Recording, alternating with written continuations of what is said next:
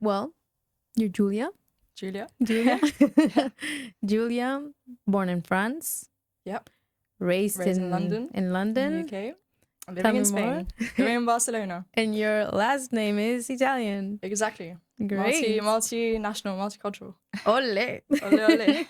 Well, with that, like, let me just present myself as well. Monse. Also, I'm Spanish. I was born in Guatemala, raised in Mexico, the US, and a little bit of Argentina too. And we're both pretty much living in Barcelona our 30 years that we have now. Yep. So it's about humility and difference. And yeah, just tell me a little bit, like, what do you think about it nowadays? Yeah. I mean, for me, I think really people should recognize that our perspective and version of reality is really defined by our conditioning. You know, whether that's our upbringing, cultural conditioning, and even genetics, really. So everyone's perspective and reality is really unique. So recognizing that, I think, is really key in humility. For me personally, I think what I've realized more and more, mainly through just travels and, you know, living in different places, is the power and, you know, the strength of cultural conditioning, really.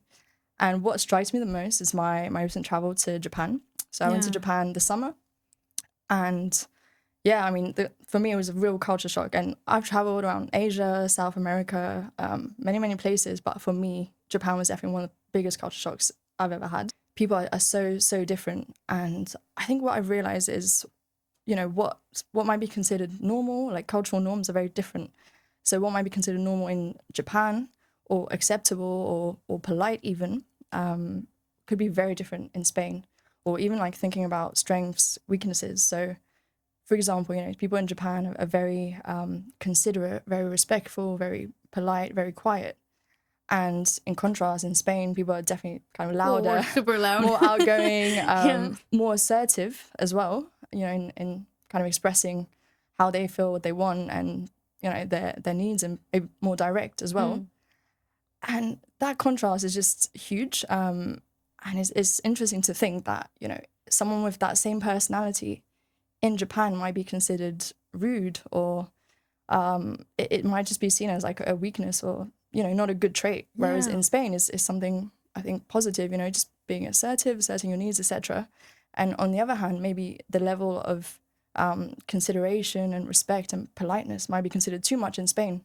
So I think it's really interesting to, you know, thinking about cultural conditioning in that way and understanding the differences. I realize it's true that here, like in Spain, we are really loud. We are like very open. We are like very, of course, we think what we say. Of course, that's normal. But it's true that sometimes we just are used to being just letting go and not thinking before speaking in a good way as well. Like just go with the flow and be super direct and the best and honest in the kindest way possible as well.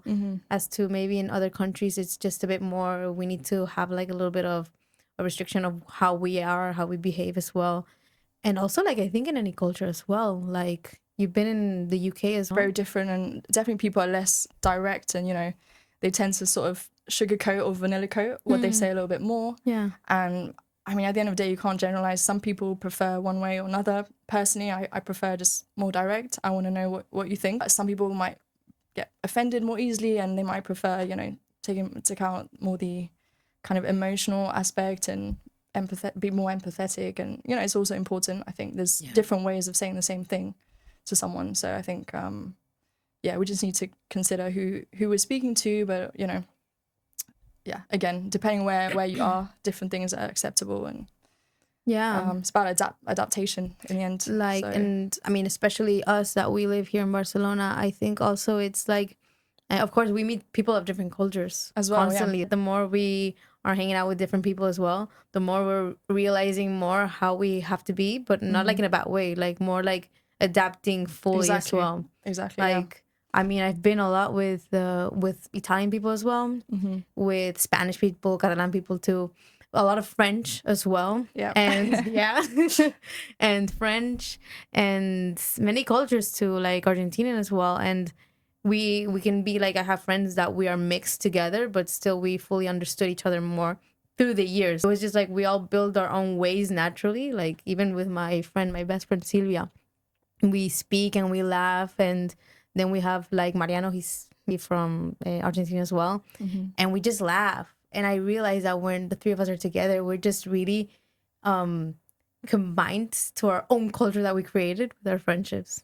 And Yeah, that's an interesting thought, actually, you know, creating this combined culture, because at the end of the day, first of all, you grew up in different places and you've met people from different places. So you're almost creating like a multicultural personality and picking like different aspects of each one, you know, and that's who you're becoming and who you're being with people. So yeah, interesting. And I have to say, like, I learned a lot from people here as well. Like, I mean, especially living in different countries, in Mexico and in the US, I was raised with my family all the time, being Catalan, being Spanish. And it's true that I've learned from different cultures so much as well, in a great growth way. And I think that's also what made me want to stay a bit more in the city, in Barcelona too. Like, I've learned so much from different people, and I grew, and now I'm 29, about to be 30. So it's like you realize this more as well. And from your travels as well, I guess. Yeah. And it's only just starting. And it's only just starting. Plenty more travels to go. Oh yes. Yeah. Oh yes. Exactly. Absolutely. Yeah, I think, you know, another thing I was just thinking is people, they often try to find reasons to sort of confirm their own opinion or their own judgment, and you know, that's what some people might describe as confirmation bias. But I think we should also recognize that, you know, different perspectives can be valid, and maybe reassess our judgment or opinion, not in the sense of doubting ourselves, but just opening our minds and you know, deepening into whatever topic it may be, to kind of see how another perspective could also be valid without necessarily invalidating our own. And I guess this would apply universally, you know, and it could be about love, friendships, work, anything. So yeah, it's just I also learned from like learning a lot from different perspectives that I cannot just be right all the time. And I learned a lot from it. And it's true that everyone has their own opinion. You just have to kind of, well, you have to accept it in a way. Of course, you have to accept it and just take it or leave it afterwards. But that is who this person is as well. You're not going to just change someone's opinion for who they are. And maybe they will realize it or not. That depends on them. There's no problem. Like, you're who you are. No one's going to change that either way. Yeah, it's like Why agreeing to disagree. Exactly. Sometimes you just kind of have to reach that conclusion. Taking it another level of really trying to understand the other person's perspective and through their mind, their lens, and seeing like, okay, maybe from their perspective, their argument or their point is valid. From mine is valid. And, you know, it's not like one universal truth, and they can coexist, and that's fine. Yeah. Yeah, I think that's really important to, again, you know, remain humble and acknowledge differences, and at the end of the day, you know, avoid conflict by being more understanding and empathetic towards others. And many people say like, oh, you avoid conflicts because maybe you don't have a personality. It's more like, I avoid conflict because I am listening to you, and I will try to understand, even if I won't agree on it. I still will maintain, or maybe in the future I can just change my mind too. But it's true that when you're like more like, okay, I'm aware, like there's no problem, why would I have resentment? That's completely agree. Taking my energy more than what I'm doing for growing. Exactly. So it's like, I can agree more. Yeah, maybe we need this a little bit more too. Like, maybe we should understand each other more. Not everyone was, I think, built in this world to just become a bad person, if that's what people think as well from their side. But it's true that everyone has their own perspective. We just have to sink it in more as well, and just try to listen more and understand, and we can learn something from it as well. Super important. For sure. But And I think like from experience as well, you know, some people take things more personally than others. And, you know, the way someone acts, which again will be kind of defined by where they grew up, their cultural conditioning and all these things. Yeah. That can impact a person who, as I said, like might take the way they're acting personally, like as a personal offense. But in the way, you know, they've grown up and what they're used to is perfectly normal, and it doesn't mean the same thing at all. So that can create massive misunderstandings, again, leading to unnecessary conflicts. So yeah, I guess my message would be just like open your mind, try to understand the other perspectives, and taking into account all of these things, the different types of conditionings that may have led to that person acting that way. And maybe from their perspective, it means a completely different thing. Yesterday, I had like a chat with someone, and this person told me like, I need a bit more character. And I'm like, okay, but it doesn't mean that you have to just make it like a big thing either. Why would you make a scenario? If anything, it's like maybe try to have more character with yourself. Like if it's something that you're like, okay, maybe I didn't like it, but let me just listen to it, sink it in, and then I can respond politely as well. Like, yeah, obviously this person didn't think of, okay, I need more character. I'm just gonna break the windows and see what happens. But Yeah. it's true that it's like, yeah, we need a little bit of character of ourselves and be more aware of ourselves to know how to respond properly afterwards without even making a confrontation naturally. And yeah, well, we're going to speak a little bit of belonging in a globalized world nowadays, especially now. I mean, I spoke to this with someone too, and we were like, okay, you can either go to Portugal, you can go to the US, you can go to France, to Germany, and there's everyone there. Like it's not like it's just German people, it's just French people. No, like No. nowadays We live in a everything, globalized world. we're so Everyone's everywhere. globalized and we're so mixed. Like Yeah. it's such a thing now. That's true, yeah. Yeah. I mean, for me, you know, I get this question all the time, like many people, you know, you meet new people and they ask you, where are you from? And it's really not an easy answer for me, and I think for you as well, and Yeah. many others. And you know, there's different like ways to look at it. It's like you need to consider, I guess, where you were born, where you grew up, your heritage, your origins, maybe where your parents are from, and further origins, grandparents, etc. Also where you're currently living and where you identify, or with the culture, or, you know, how do you feel actually. So considering all these things, I mean, for example, in my case, I was born in France. I grew up in London in a bilingual French-English household, so, you know, very multicultural, also in a multicultural city. I also have Italian origins. My surname's Italian, so I can claim that. Probably more. I haven't done the DNA test, I don't know, but, you know, who knows what's in there. And now here I am living in Spain, and I really identify with the people here, Spanish people, Latinos. There's loads of Latinos in Barcelona. And Like to salsa. Exactly. I love salsa, bachata, you know. I'm like, in another life I was Latina probably. Exactly. Exactly. So yeah, it's really quite a complex question, and I'm always thinking, okay, do I give the short answer, the long answer? And at the end of the day, I wouldn't say I feel like I belong to one place, or, you know, usually my short answer is, okay, I'm French. But in reality, I don't know. I think I almost identify more with Spanish Latino people. Like I'm super happy here, and this is where I feel at home right now. So yeah, it's interesting. How about I mean, where do you belong? Where do you feel like you're from? I've been dealing with this for a long time. I remember I used to tell my mom, I don't know what to say. What can I say? Because I am Spanish. I am Catalan as well. I was born in Guatemala. I don't look like if I'm Spanish either. I mean, people can see me and they can see that I am from Latin America. You definitely have a little Latino touch. Yeah, exactly. So it's like, of course, when I had this, because I don't look Spanish, I used to say like, no, I was born in Guatemala, but I'm actually Spanish as well. But when I was so young, I swear I did not know what to say. I was like, okay, I'm Spanish, and then I'm like, are they gonna think what it is, or are they actually gonna ask questions? And normally they say, oh really, or they put this little face like, oh okay, and I'm like, okay, I know that you're sensing something, so I might as well then jump in and say, but I was born in Guatemala and everything. That do you feel like you have to justify yourself as well? Yeah, that must be quite draining, or like... It was a lot, It was a lot, because sometimes, like, even growing in different cultures, you're like, how can I identify myself, and what am I as well? And it's true that it was really hard. But now it's been much more easier. I think it's the more I am more self-aware of myself, the more I can answer properly everything as well, and not take it like a judgment either. Because before I used to take it like a judgment when I was young.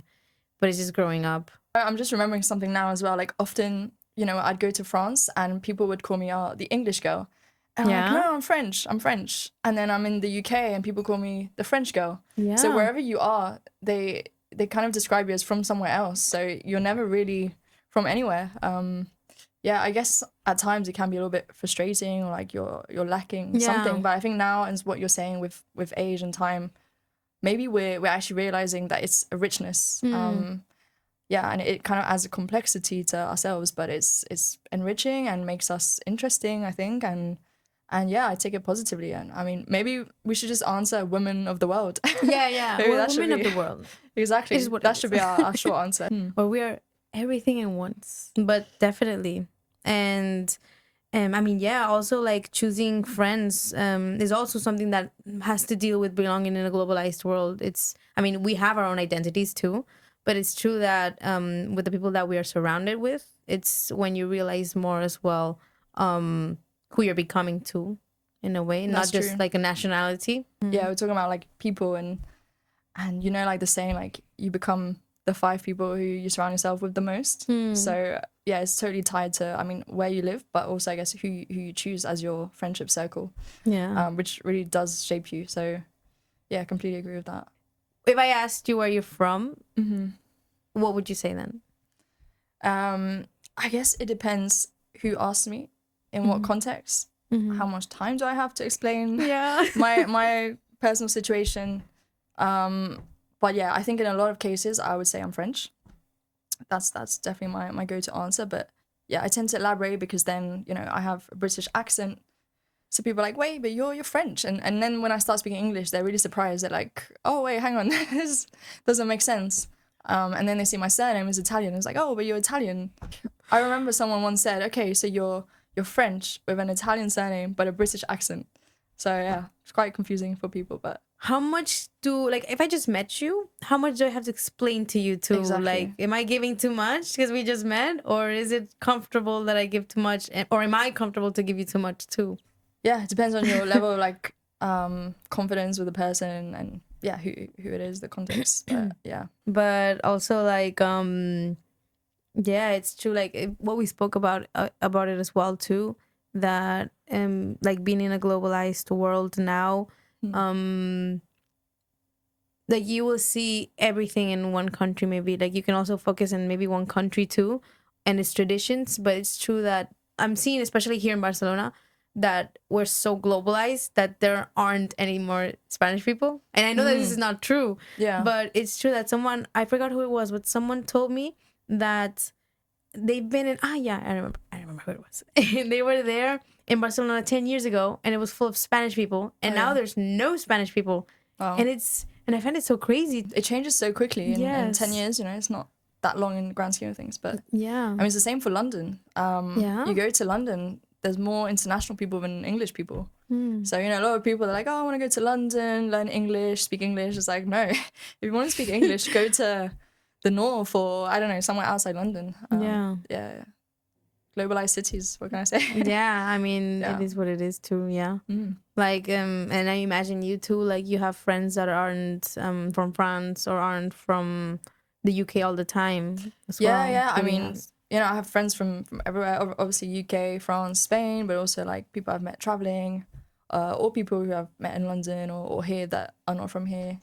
So yeah, it's super international. And I guess another thing is like, what I've realized is depending on, you know, someone who speaks multiple languages, depending on the language they speak, it's like a different personality comes out. So someone who is Spanish, who speaks in English, you know, they might, I mean, from my experience, like they come across as maybe a bit more reserved. And I don't know if it's like a shyness thing of like they're afraid to speak English or something. But when they speak in Spanish, then their true personality comes out. And they're like a lot more extravagant, outgoing, and like passionate, you know, like Spanish way.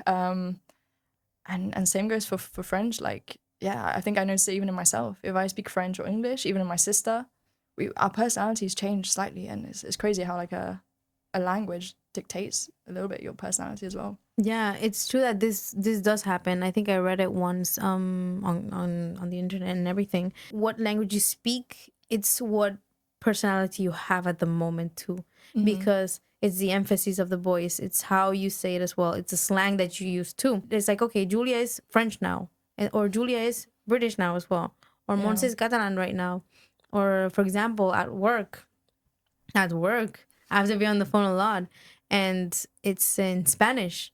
And I remember that I've been like 3 years working, speaking in English. And when I started this job in Spanish, I was babbling on the phone all the time. Oh yeah. Oh my God, yes. And it was like, oh my God, that's so embarrassing. You How know can what? I I do understand. this? You know, as a Yeah. professional context, it's definitely different. Yeah. Like if I had to work in French, I think I would struggle. Yeah. I've always worked in English, so Lots of babbling even on the though phone. I'm fluent in French, you know, I'm bilingual. So Yeah. yeah, it's And it does fresh in the shift world. like your perspective. Like for example, me, I speak Catalan only with my parents or with my family as well, my sister, my brother, and my friends in my town too. But it's true that maybe in Spain, like in Spain, in Barcelona, I speak many with Spanish people too, with Latinos as well. At work, I speak in Catalan too, and then I have to shift because I have to speak in English as well. So when you're used to like switching all the time, it's like, Constantly ooh. switching. I remember someone told me, "What do you when you speak? What do you think in?" And I responded that I think more in English. I don't know why. I've always maintained more English I remember you compared. saying I was surprised, but yeah, Yeah, I guess me too. I was surprised, but it's true that I listen to music in English. I read in English. I write in English too, and watching movies as well in English. Everything in its original version. I But think yeah, I usually don't have an answer for that. People often ask me like, "What language are you thinking?" or "What language are you dreaming?" yeah, I think I dream of thinking all three, like Spanish, French, and English. It just depends on whatever mode my brain is thinking in the yeah, moment. yeah, Like, you know, even sometimes in a conversation with someone who speaks like at least two of the languages that I speak, sometimes we end up mixing in the same sentence two or three languages. yeah.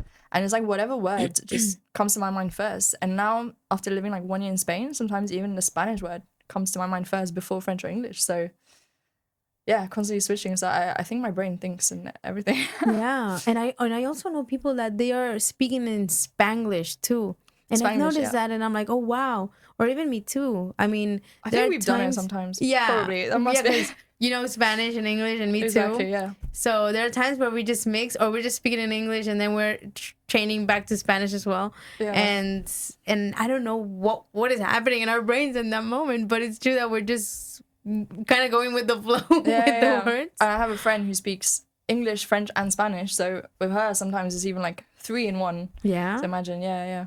Wow. And it's like, you know, there's certain expressions that you just cannot translate from one language to another and are very unique to a language, which I love. Like, it just enriches your way of expressing yourself in a way. Yeah. And the more someone can understand all the languages you speak, the more they can understand you in a way, I That's think. true. That's Yeah. true, eh? But Because you're that's showing all of the sides to yourself. yeah. Yeah. And also I heard that people said that normally when you learn of like if you learn one language then another one and then you become trilingual, learning one more, you're easy to learn more languages. I have no idea about that. Yeah, But that's what they say. it's Probably like when you're you're younger. Now we're yeah. getting old. Yeah. It's a bit 31 late now. already. I don't know. My brain is.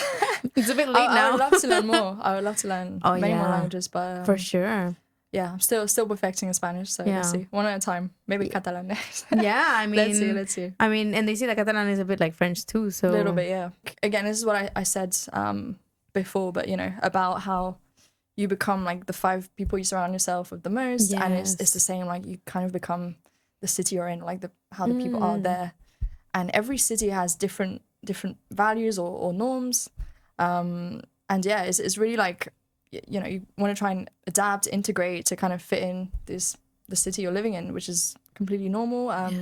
But I think like for example, one thing for me that I've noticed massively coming from London to Spain, London to Barcelona, is the rhythm, you know, the pace Yeah. of life, and also like the spontaneity. So like in London, it's a much faster paced environment. Everyone's kind of busy and always rushing, and you know it's like hustle culture. And this is how it feels to me.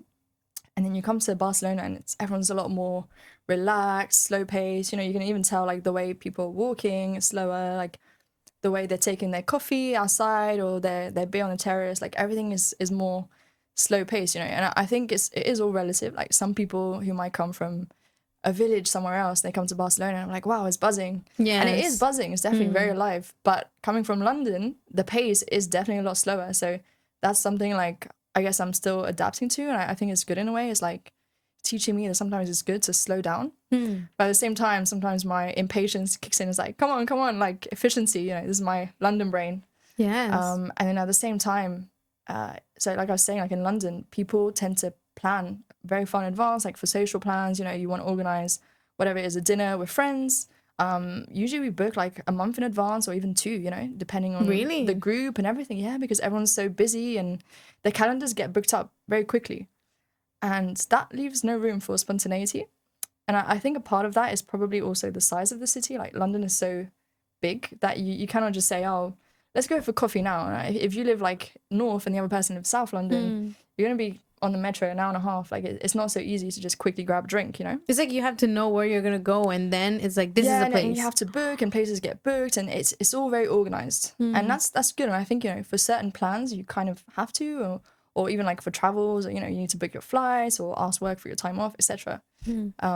But on the other hand, in contrast, in Barcelona or Spain in general, I guess people are a lot more spontaneous, and maybe they'll make plans like 3 days in advance or on the day. It's like, oh, I want to go grab a coffee, or let's do this, or what do you feel like in the day? So on the day. So I think that's also great, and it's one thing I love about Barcelona, the spontaneity, and definitely like going back to London, I think I would struggle with this too much forward planning in a way, but at the same time here sometimes the spontaneity is also too much. Like I need a little bit of organization, me depending too, on the context. Again, like sometimes it's completely fine and super fun. Like usually spontaneous plans are the best. And I guess me living in Barcelona now, I'm probably becoming more spontaneous at coming back to, you know, how cities it's really shape who you freeing in a way too, no? I Definitely, imagine. you need to kind of let go of like controlling and knowing what's going to happen all the time, and just kind of go with more. Everything's more with the flow here, you know. Yeah. Just how you feel, but then. Yeah, so sometimes I personally think it's too much for what I'm used to. But at the same time, I see like the positive side to it. And like I said, in some ways, I really appreciate it massively. And I love spontaneity as well. So yeah, maybe I'm changing, I'm adapting, but kind of finding like a middle ground, you know, between the two. Yes. And especially like what you were saying before of the 5 people that you have to choose in your life. It's also being like aligned with that. You have to choose people that you feel like, can I be myself with these people, and are these the people that I want to learn from as well? In a way, I think it's super important, because if it doesn't match your energy or your vibe or how you want to take things or how you want to hang out even with people or go out, like if it's always those people that are not giving you the ability to be freely entirely, we have to be more wisely maybe with who we're choosing as well with people. Yeah, and in a way, we're lucky to be in such a multicultural city, and you know, there's a lot to choose from, and I think you can find your crew, you know, depending on what you're looking for, and is what you're saying, like, you know, prioritizing maybe those friendships that really align with how you want to be, and that make you grow and adding to your life, I guess. Yeah. We don't have to be like, not everyone has to be exactly like who you are too. Of course. I think it's also nice that, oh, these people, I really like them because we go out all the time and we hang out and we have fun. Or these people, because I'm always so calm with them, I can be entirely myself, like maybe in the nature, in the woods, we can do a hike, for example. And then there's people like you that we like to do adventures too. We like to have like a little bit of excitement, like let's go do this or let's try something new. Like it doesn't have to be like all of them have to have all of that bucket list that you want to have. You can't seek like everything in one single friend or friendship. Different people you can share different things with. So I think it's about accepting that and just adapting. Like one day you want to go for a party, you know who your party crew is, you know the party people. One day you want to go hiking.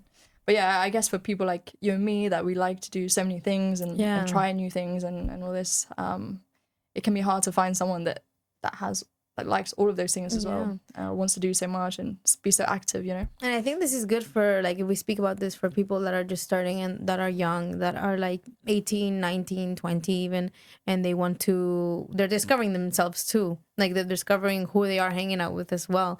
And they're going to what is the feeling at the moment too, because they just want to enjoy in that moment. So I think it's good that we speak about this, because I know and I'm aware that there are people that are stressing a little bit with identity or what is their shape in the city as well, and it's not really a struggle, it's just a mind thing as well. Like you just have to enjoy and go directly with what you're feeling, and that's just a normal thing.